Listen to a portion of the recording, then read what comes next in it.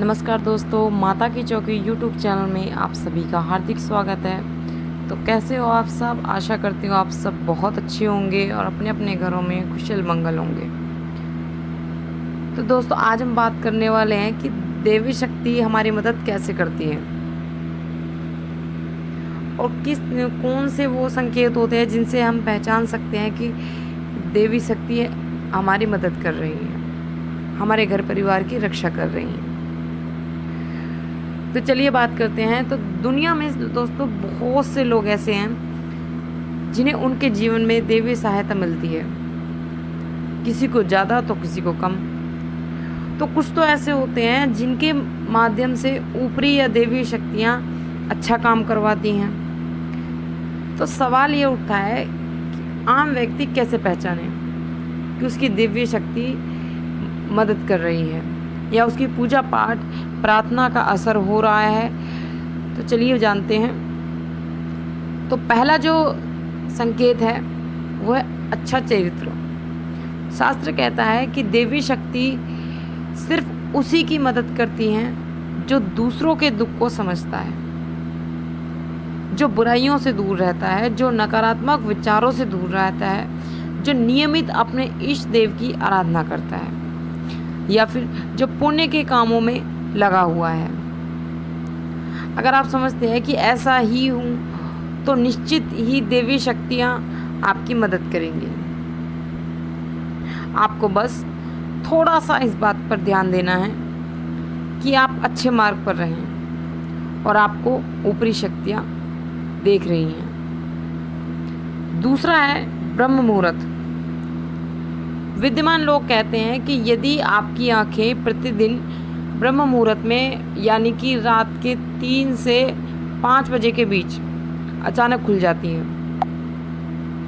तो आप समझ जाए कि देवी शक्ति आपके साथ है, क्योंकि यही वह समय होता है जबकि देवता लोग जागृत रहते हैं।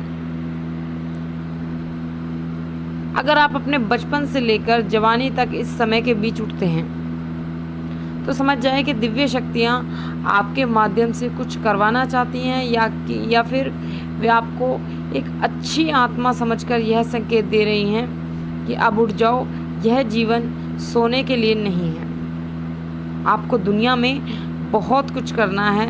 यह भी कहा जाता है कि सत्वगुण प्रधान लोग इस काल में स्वयं ही उठ जाते हैं। तो आयुर्वेद के अनुसार इस समय बहने वाली वायु को अमृत तुल्य कहा जाता है। यह अमृत तुल्य वेला होती है। कहते हैं कि इस काल में दुनिया के मात्र 13% लोगों की ही नींद खुलती है। अगर आपको बार बार मंदिर या किसी देव स्थान के ही सपने आते रहते हैं, सपने में आप आसमान में ही उड़ते रहते हैं या सपने में आप देवी देवताओं से वार्तालाप करते रहते हैं, तो अब समझ जाइए कि दिव्य शक्तियां आप पर मेहरबान हैं। तो अगला है कि पूर्वाभास। यदि आपको आने वाली घटनाओं का पहले से ही ज्ञान हो जाता है या आपको पूर्वाभास हो जाता है तो आप समझ जाइए कि दिव्य शक्तियां आप पर आपके साथ है और दिव्य शक्तियों की आप पर कृपा है। पांचवा जो संकेत है वो है दोस्तों पारिवारिक प्रेम। आपकी जो पत्नी है, बेटा है, बेटी है या आपके सभी परिजन आपकी आज्ञा का पालन कर रहे हैं, वे सभी आपसे प्यार करते हैं, प्रेम से रहते हैं और आप भी उनसे प्रेम से रहते हैं, उनसे प्रेम करते हैं, तो आप समझ जाइए कि दिव्य शक्तियाँ आप पर प्रसन्न हैं। छठा है भाग्य से भी तेज। जीवन में आपको अचानक से लाभ प्राप्त हो जाता है।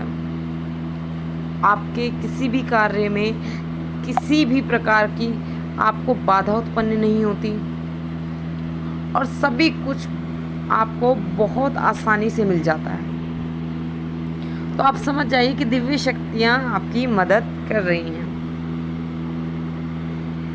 सातवां संकेत है दोस्तों सुगंधित वातावरण का एहसास होना। अगर कभी कभी आपको ये महसूस होता है कि मेरे आसपास कोई है, या आपको बिना किसी कारण के ही अपने आसपास सुगंध आ रही हो, कोई खुशबू आ रही हो, या फिर किसी खुशबू आने का एहसास हो रहा हो, तो समझिए जाइए कि अलौकिक शक्तियाँ आपके आसपास आपकी मदद कर रही हैं और आपकी मदद के लिए वो हैं। 8वां संकेत है सुहानी हवा। आप पूजा कर रहे हैं और यदि आपको लगे कि अचानक सुहानी हवा का झोंका या प्रकाश पुंज आ गया है, शरीर में सिहरन दौड़ने लगे, ऐसा तो पहले कभी नहीं हुआ, तो समझिए कि देवी या देवता आप पर प्रसन्न है। 9वां जो संकेत है वो है ठंडी हवा का घेरा। भूमि पर रहते हुए भी कभी कभी आपको ये एहसास हो कि मेरे आसपास बादल या ठंडी हवा एक पुंज है जिसने मुझे घेरा हुआ है, तो आप समझ जाइए कि अलौकिक या देवी शक्तियों ने आपको घेर रखा है। ऐसा अक्सर बहुत ज़्यादा पूजा पाठ करने वाले व्यक्तियों के साथ ही होता है। 10वां संकेत है रोशनी का पुंज। रोशनी का दिखना, तेज रोशनी का दिखना।